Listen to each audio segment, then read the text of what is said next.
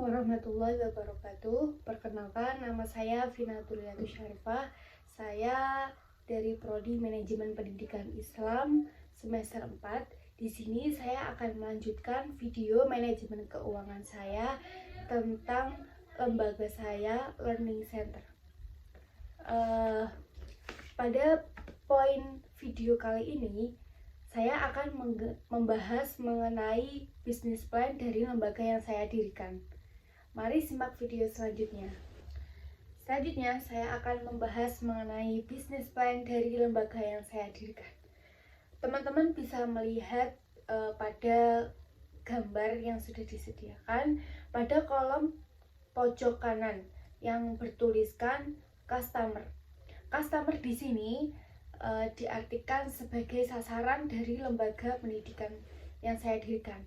Sasaran ini yaitu ditujukan kepada para siswa dan siswi tingkat MI atau SD sampai dengan tingkat MA atau SMA. Selanjutnya, bergeser pada kolom sebelumnya atau sebelah kirinya yang bertuliskan customer relationship. Customer relationship ini diartikan bagaimana cara customer menghubungi pada lembaga pendidikan yang saya dirikan. Nah, cara menghubungi pada lembaga pendidikan ini cukup melalui via telepon atau via WA, kemudian melakukan registrasi untuk pendaftaran. Selanjutnya pada kolom bawahnya yaitu mengenai channels. Mengenai channels ini yaitu bagaimana lembaga ini mempromosikan untuk tersampaikan pada masyarakat.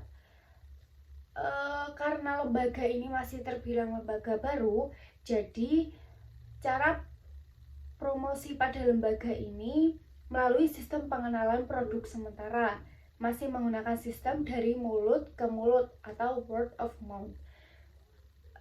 Dan dari sistem ini bisa melalui kerabat atau teman dekat, lalu mengajak saudara-saudara atau teman-teman yang lainnya untuk mengikuti lembaga pembelajaran di Learning Center. Selanjutnya pada kolom sebelumnya, kolom sebelahnya juga mengenai value propositions. Di sini yang dimaksudkan yaitu mengenai kelebihan-kelebihan dari lembaga yang saya dirikan. Nah, kelebihan dari lembaga yang saya dirikan sendiri yaitu adanya praktek muhadasah dalam bimbingan belajar. Tidak semua lembaga bimbingan belajar mempunyai sistem atau metode yang mudah dalam pembelajarannya. Jadi, di lembaga saya menggunakan metode dan trik-trik tertentu untuk mempermudah para siswa dalam pembelajarannya. Yang pertama mengenai praktek muhadasah dalam bimbingan belajarnya, dan yang kedua adanya penghafalan mufradat di setiap pertemuannya. Selanjutnya pada kolom sebelumnya yaitu mengenai key activities, yaitu aktivitas-aktivitas apa yang harus dilakukan. Dalam lembaga ini ada beberapa aktivitas yang harus dilakukan. Yang pertama, menyiapkan tempat untuk pembelajaran. Yang kedua, melakukan iklan melalui word of mouth atau biasa disebut dengan dari mulut ke mulut. Namun, sistem ini bisa saja berubah dengan seiring berjalannya waktu dan perkembangan pada lembaga pendidikan yang saya dirikan. Jadi, dengan seiringnya waktu bisa menggunakan sistem promosi dari sosial media. Lalu yang ketiga yaitu adanya pembuatan trik-trik mudah untuk pembelajaran bahasa Arab. Selanjutnya pada kolom bawahnya yaitu tentang key resource atau dengan istilah bagaimana apa yang dilakukan, senjata-senjata apa yang dilakukan untuk mempromosikan lembaga saya. Jadi yang dilakukan yaitu yang pertama, mempunyai channel atau kenalan dari orang-orang terdekat. Itu cara terpenting atau senjata terpenting awal sebagai pendirian dari lembaga pendidikan yang saya dirikan. Dengan kita banyak kenalan, maka kita bisa mendapat customer lebih banyak. Selanjutnya, adanya peralatan dalam pengajaran. Terus yang terakhir yaitu adanya kewajiban untuk membawa kamus bahasa Arab bagi para siswa atau siswi. Selanjutnya menuju pada kolom pojok bagian kiri mengenai key partners atau disebut dengan mitra. Mitra dari lembaga ini melibatkan yang pertama para mentor atau pengajar, yang kedua para siswa atau siswi, yang ketiga para wali murid dari siswa dan siswi, dan yang terakhir dari masyarakat sekitar. Selanjutnya menuju kolom paling bawah. Di situ terdapat dua kolom. Yang pertama mengenai cost structure. Cost structure ini memberikan arti tentang biaya dalam lembaga yang saya dirikan. Biaya ini dari lembaga saya dirikan cukup dengan biaya 15.000 di setiap pertemuannya. Biaya ini digunakan sebagai biaya operasional dan biaya ini 15.000 ini terpaut dalam 2 jam pembelajaran. 1 jam pembelajaran digunakan sebagai penguatan materi-materi dan 1 jam pembelajaran digunakan sebagai muhadzatsah dan penyegaran hafalan. Selanjutnya pada kolom terakhir mengenai revenue streams. Di sini diartikan sebagai apa yang kita dapat dari jika kita bergabung pada lembaga yang saya dirikan. Manfaat yang kita dapat yaitu bisa mempelajari bahasa Arab dengan mudah dan asik dengan metode dan trik-trik yang telah disediakan. Lalu pada slide yang kedua yaitu mengenai the Value Proposition Canvas. Di sini terdapat dua gambar mengenai perumpamaan dalam business plan yang lembaga yang saya dirikan ini.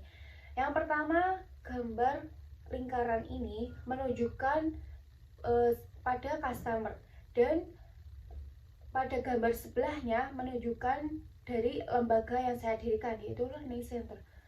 Pada gambar yang pertama mengenai customer, di sini ada customer jobs. Customer jobs di sini diartikan sebagai kegiatan sehari-hari dari customer lembaga yang saya dirikan.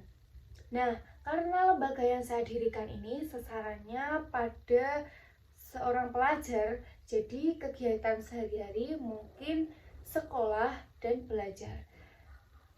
Selanjutnya pada pains. Pains ini yaitu penderitaan.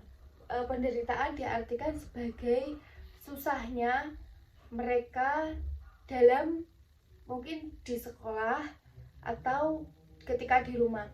Jadi saya mengambil penderitaan ini yaitu susahnya belajar di era pandemi dengan adanya sistem daring dan orang tua yang tidak bisa sepenuhnya menggantikan posisi guru ketika di rumah dalam pembelajaran daring, dan susahnya semakin sulitnya pelajaran yang dipelajari oleh para siswa dan siswi.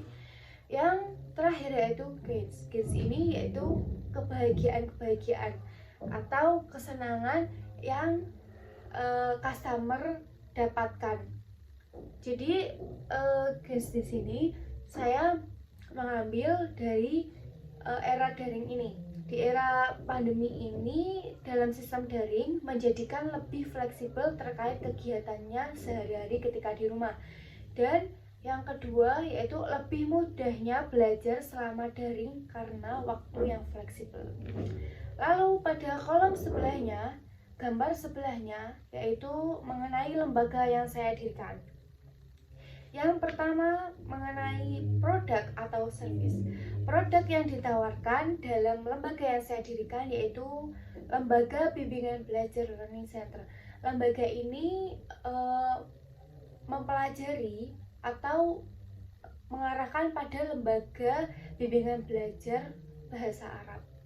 Lalu yang kedua mengenai gain creators. Ini diartikan dengan Learning Center ini bisa Jadi para siswa atau siswi tidak perlu bingung, dengan Learning Center bisa menguasai bahasa Arab dengan mudah dan asik. Sebagai solusi belajar bahasa Arab hanya dengan di Learning Center. Lalu yang terakhir mengenai Paint Really First, yaitu manfaat-manfaat yang didapatkan.